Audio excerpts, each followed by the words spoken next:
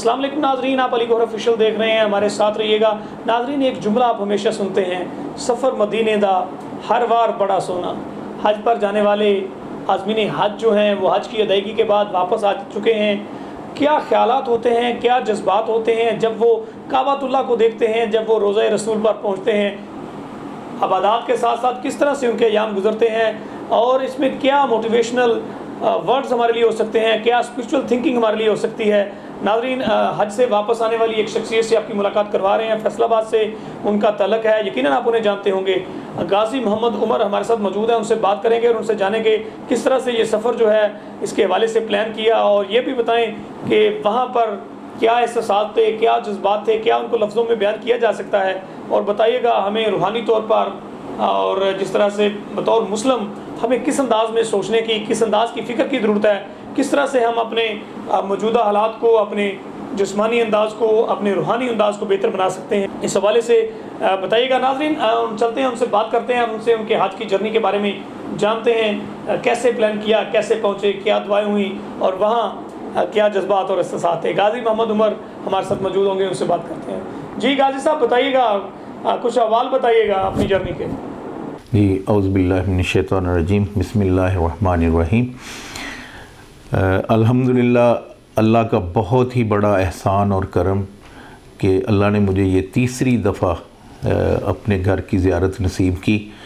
तो ये मैं समझता हूँ कि बातें ही सुनता आया था कि जिसे अल्लाह ताला बुलाए वही आता है। तो अल्हम्दुलिल्लाह मुझे अल्लाह ने स्पेशल ये चीज़ दिखाई कि मुझे अल्लाह ने बुलाया। वो ऐसे हुआ कि मेरा कोई प्लान नहीं था। तो मैं अपने बैंक में गया हूँ, लास्ट डेट थी तो एप्लीकेशन की, तो उन्होंने मुझे रिक्वेस्ट की कि हमारा टारगेट पूरा नहीं है तो आप एप्लीकेशन एक फ़र्ज़ी डाल दें, तो हमारा टारगेट पूरा हो जाएगा, आपने जाना या ना जाना वो बाद की बात है। तो उनको क्या पता था कि मेरे क्या जज्बात, कि यकलख्त मुझे किसी ने ऐसे झंझोड़ दिया। तो मैंने वो बिल्कुल बग़ैर किसी प्लानिंग के जो है वो एप्लीकेशन दे दी। एक दिन, अगले दिन छुट्टी थी, उससे अगले दिन मुझे मैसेज आ गया जी कि आपकी एप्लीकेशन जो है वो मंजूर हो गई है। तो मेरे जो जज्बात थे, मैं ये बता नहीं सकता कि अल्लाह का कितना बड़ा करम और कितना बड़ा मेरे ऊपर फजल हुआ कि मुझे अल्लाह ने ऐसे कान से पकड़ के जो है वो अपने घर की ज़ियारत करवाई और हुज़ूर पाक सल्लल्लाहु अलैहि वसल्लम के कदमों की वो वहाँ पे जाने की जो मौका मिला और उनके हुज़ूर सलाम पेश करने का मौका मिला। वो जज्बात वहाँ के तो वो एक अलहदा बात है, लेकिन अल्हम्दुलिल्लाह मैं अल्लाह का ये जो सबसे बड़ा एहसान है कि मुझे सोए हुए को जगा के अल्लाह ने बुलाया, ये अल्लाह का बहुत ख़ास करम है। बाकी दूसरा ये मामला ये जो सफ़र है, मैं कहता हूँ कि मैं एक दुनियादार बंदा हूँ। हर बंदा अपने कामों में मसरूफ़ होता है, अपने काम करता है, दुनिया के जो भी उसके मामलात हैं। तो ये दुनिया का जो सफ़र है ना, वो कोई सफ़र नहीं है। अगर कोई सफ़र है तो वो मदीना और मक्का का सफ़र है। इससे बड़ा कोई अच्छा सफ़र हो नहीं सकता। मैं कहता हूँ कि बंदे को अगर अपनी ट्यूनिंग जो है एक इस्लामिकली, एक जो हमारा एक दीन और मज़हब के लिहाज से अगर अपनी ट्यूनिंग करवानी है तो ज़रूर वो मक्का, हरमैन शरीफ़ैन, मदीना शरीफ में वो जाएगा तो उसकी ट्यूनिंग होगी। तो वो बाबरकत घड़ियाँ जब अल्लाह के घर पे आपकी पहली नज़र पड़ती है, जो रोंगटे खड़े होते हैं, जो अल्लाह मौका देता है रो रो के दुआएं करने का और अपने गुनाहों की बख्शिश का, वो बहुत बड़ी बात है। और ख़ास कर जिसकी वजह से जिस शख्स अपना हस्ती की वजह से ये सारी दुनिया, ये कायनात बनी है, उसके दर पे जो हाज़री है, वहाँ पे जो सलाम पेश करना है और वहाँ पे आपकी हाज़री अगर कबूल हो जाए तो उससे बड़ी भी कोई नेमत नहीं है।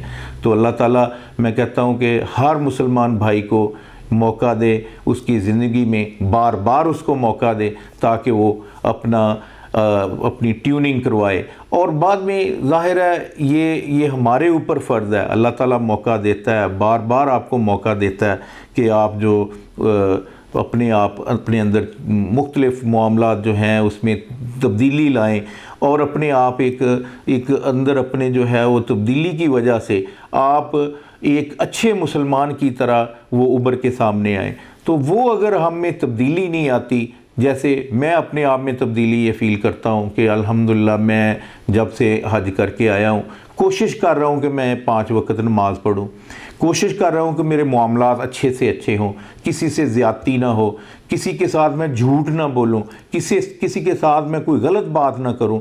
और यही चीज़ें हैं जो आपको इस्लाम और दीन हमारा सिखाता है। अल्लाह ताला हम सब मुसलमानों को अपने अंदर एक अच्छी तब्दीली लाने की तौफ़ीक अता फ़रमाए। जी बिल्कुल, मैं इस दफ़ा बहुत ज़्यादा हैरान हुआ कि पूरी दुनिया से लोग जो मुसलमान आए हज करने की, हज की सआदत के लिए, तो वहाँ पे सब लोग जो भी मुझे मिले, ज़्यादातर हमारे बांग्लादेश के भाई, तुर्की के भाई और दीगर जो अरब ममालिक के भी भाई काफ़ी मुझे मिले। तो उनका किसी का गुफ्तगू करने का अंदाज़ टूटी फूटी इंग्लिश में, या बांग्लादेशी भाई जो उर्दू में मुझे बात करते थे, तो हर बंदा मैंने पहली दफ़ा देखा है कि हमारे पाकिस्तान की मुल्की सालमियत के लिए बहुत ज़्यादा फ़िक्रमंद था। और उन्होंने मतलब हर बंदे ने कहा यार क्या हो गया है, हमारा सियासी इस्तेहकाम क्यों नहीं बन रहा, हमारे जो मुल्क का जो हाल हुआ है, हर बंदा एक दूसरे की खींचातानी कर रहा है बजाय इसके कि मुल्क की कुछ तरक्की के लिए कोई सोचे। तो ये ऐसा जो अदम इस्तेहकाम है ये क्यों है, इसके लिए हर बंदा दुआ गो भी मैंने देखा। मैंने भी अपने तय दुआएं की, अल्लाह ताला हमारे मुल्क की सलामती रखे। अगर मुल्क है तो सब कुछ है, अगर मुल्क नहीं है तो कुछ भी नहीं है। तो अल्लाह ताला हमारी अफवाज पाकिस्तान को, अल्लाह ताला हमारे सियासी लीडरान को, अल्लाह ताला हमारी अवाम को, सबको अक्ल दे कि हर बंदा मुल्क के लिए ही सोचे। मुल्क है तो सब कुछ है, मुल्क का इस्तेहकाम बहुत ज़रूरी है।